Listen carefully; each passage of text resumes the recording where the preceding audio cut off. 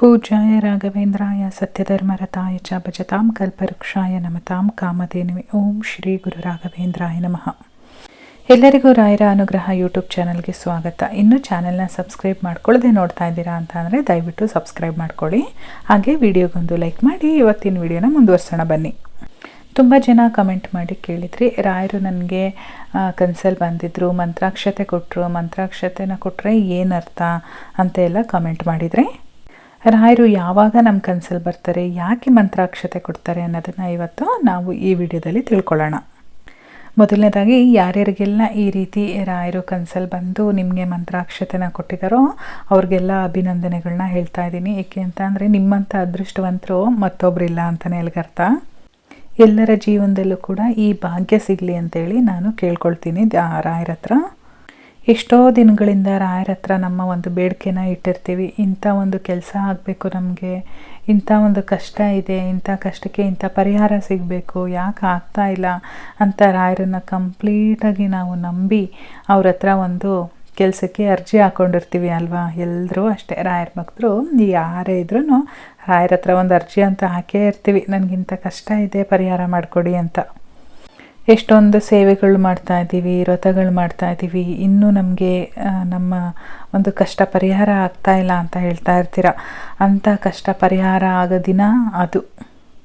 ರಾಯರು ನಿಮ್ಮ ಅರ್ಜಿನ ಸ್ವೀಕರಿಸಿ ಕನಸಲ್ಲಿ ಬರ್ತಾರೆ. ನಿಮ್ಮ ಸೇವೆಗಳು, ನಿಮ್ಮ ವ್ರತಗಳು ಎಲ್ಲದನ್ನು ಕೂಡ ಸ್ವೀಕರಿಸಿ ನಿಮ್ಮ ಕರ್ಮಗಳನ್ನ ಕಳೆದು ನಿಮಗೆ ಅನುಗ್ರಹ ಮಾಡೋದಕ್ಕೆ ಈ ಸೂಚನೆನ ಕೊಡ್ತಾರೆ. ರಾಯರು ಕನಸಲ್ಲಿ ಬಂದು ನಿಮಗೆ ಮಂತ್ರಾಕ್ಷತೆನ ಕೊಡ್ತಾ ಇದ್ದಾರೆ ಅಂತ ಅಂದರೆ, ನಿಮ್ಮ ಏನು ಬೇಡಿಕೆ ಇಟ್ಟಿದ್ದೀರಾ, ತುಂಬ ದಿನದಿಂದ ಯಾವುದೋ ಒಂದು ಕೆಲಸ ಆಗಲ್ಲ ಅಂತ ಅಂದ್ಕೊಂಡಿದ್ದೀರಲ್ವ, ಆ ಕೆಲಸ ಇನ್ನೇನು ಈಡೇರೋಕ್ಕೆ ಶುರುವಾಗಿದೆ, ರೆಡಿಯಾಗಿದೆ ಅಂತ ಅಲ್ಲಿಗೆ ಅರ್ಥ.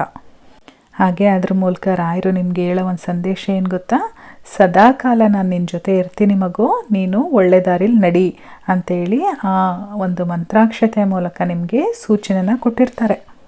ರಾಯರು ಯಾವಾಗ ಬಂದು ನಿಮ್ಮ ಕನಸಲ್ಲಿ ಮಂತ್ರಾಕ್ಷತೆನ ಕೊಡ್ತಾರೋ ಅಲ್ಲಿಗೆ ನಿಮ್ಮ ಕಷ್ಟಗಳೆಲ್ಲ ಕಳೀತು ಅಂತಲೇ ಅರ್ಥ. ರಾಯರು ನಿಮ್ಮ ಜೊತೆ ನಿಂತಿದ್ದಾರೆ, ನಿಮಗೆ ಅನುಗ್ರಹ ಸಿಕ್ಕಿದೆ ರಾಯರದು ಅಂತಲೇ ಅರ್ಥ.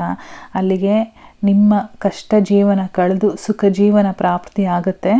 ಆದರೆ ಯಾವುದೇ ಕಾರಣಕ್ಕೂ ನೀವು ರಾಯರನ್ನು ನಂಬೋದಂತೂ ಬಿಡಕ್ಕೆ ಹೋಗ್ಬಿಡಿ. ಆ ಕಷ್ಟ ಕಳೆದ ಮೇಲೆ ಆಯಿತು ನನ್ನ ಕೆಲಸ ಮುಗೀತು ಅಂತೇಳಿ ಈ ಕಡೆಗೆ ಬಂದುಬಿಡ್ಬೇಡಿ. ಸದಾಕಾಲ ಅವ್ರು ನಿಮ್ಮ ಜೊತೆ ಇರ್ತಾರೆ. ಅದೇ ರೀತಿ ನೀವು ಯಾವಾಗಲೂ ಕೂಡ ರಾಯರನ್ನು ಜಪ ಮಾಡೋದಂತೂ ಬಿಡೋಕ್ಕೆ ಹೋಗಬೇಡಿ. ಹೆಂಗಿರಬೇಕು ಅವ್ರ ಜಪ ಅಂದರೆ, ಕುಂತರು, ನಿಂತರು, ಮಲಗಿದ್ರು ರಾಯರೇ ರಾಯರೇ ರಾಘವೇಂದ್ರ ಸ್ವಾಮಿ ಏನಂತ ನೀವು ಕರಿತೀರಾ, ರಾಯರೇ ಅಂತ ಕರಿತೀರಾ, ಅಥವಾ ರಾಗಪ್ಪ ಅಂತ ಕರಿತೀರಾ, ಅಥವಾ ಗುರುರಾಯರೇ ಅಂತೀರಾ, ಗುರುಗಳೇ ಅಂತೀರಾ, ಅಥವಾ ಶ್ರೀ ರಾಘವೇಂದ್ರ ಸ್ವಾಮಿ ಅಂತೀರಾ. ನಿಮಗೆ ನೀವು ಏನು ಕರೆಯೋಕ್ಕೆ ಅಭ್ಯಾಸ ಮಾಡ್ಕೊಂಡಿದ್ದೀರಾ ಆ ಹೆಸರು ಕುಂತರು, ನಿಂತರು, ಮಲಗಿದ್ರು ನಿಮ್ಮ ಬಾಯಲ್ಲಿರಬೇಕು. ಈಗಿದ್ದಾಗ ಮಾತ್ರ ನಿಮಗೆ ರಾಯರ ಅನುಗ್ರಹ ಸಿಕ್ಕಿದೆ ಅಂತ ಅನುಭವ ಆಗೋ ಅಂಥದ್ದು. ಸೊ ಗೊತ್ತಾಯ್ತಲ್ಲ, ಈಗ ರಾಯರು ಕನಸಲ್ಲಿ ಬಂದು ಮಂತ್ರಾಕ್ಷತೆನ ಕೊಟ್ಟರೆ ಏನರ್ಥ, ಯಾಕೆ ಕೊಡ್ತಾ ಇದ್ದಾರೆ ಅಂತೇಳಿ ನಿಮಗೆ ಗೊತ್ತಾಯಿತು ಅಲ್ವಾ. ಸೊ ಇನ್ನು ಮುಂದೆ ರಾಯರನ್ನು ನಂಬಿ, ರಾಯರು ಮಂತ್ರಾಕ್ಷತೆ ಕೊಟ್ಟಿದ್ದಾರೆ ಅಂತ ಅಂದರೆ ನೀವೇ ಪುಣ್ಯವಂತರು. ನಾನು ಮೊದಲೇ ಹೇಳ್ದಂಗೆ ಎಲ್ಲರೂ ಕೂಡ ಅದೇ ರೀತಿ ರಾಯರನ್ನು ಪ್ರಾರ್ಥಿಸಿ. ನೆಕ್ಸ್ಟ್ ವಿಡಿಯೋದಲ್ಲಿ ರಾಯರು ಕನಸಲ್ಲಿ ಬರಬೇಕು ಅಂತ ಅಂದರೆ ಏನು ಮಾಡ್ಬೋದು, ಏನೆಲ್ಲ ಸೇವೆಗಳನ್ನ ಮಾಡಬೇಕು ಅನ್ನೋದನ್ನು ಕೂಡ ನಾನು ತಿಳಿಸ್ಕೊಡ್ತೀನಿ. ಇಲ್ಲಿಗೆ ಈ ವಿಡಿಯೋನ ಮುಗಿಸ್ತಾ ಇದ್ದೀನಿ. ವಿಡಿಯೋನ ಇನ್ನೂ ಸಬ್ಸ್ಕ್ರೈಬ್ ಮಾಡ್ಕೊಂಡಿಲ್ಲ ಚಾನಲ್ನ ಅಂತ ಅಂದರೆ ದಯವಿಟ್ಟು ಸಬ್ಸ್ಕ್ರೈಬ್ ಮಾಡಿಕೊಂಡು ವಿಡಿಯೋಗೊಂದು ಲೈಕ್ ಮಾಡಿ. ಹಾಗೆ ನಿಮ್ಮ ಸ್ನೇಹಿತರ ಜೊತೆನೂ ಕೂಡ ಈ ವಿಡಿಯೋನ ಶೇರ್ ಮಾಡ್ಕೊಳ್ಳಿ. ನಾನು ಮತ್ತೆ ಮುಂದಿನ ವಿಡಿಯೋದಲ್ಲಿ ಸಿಗ್ತೀನಿ. ಅಲ್ಲಿವರೆಗೂ ಧನ್ಯವಾದಗಳು.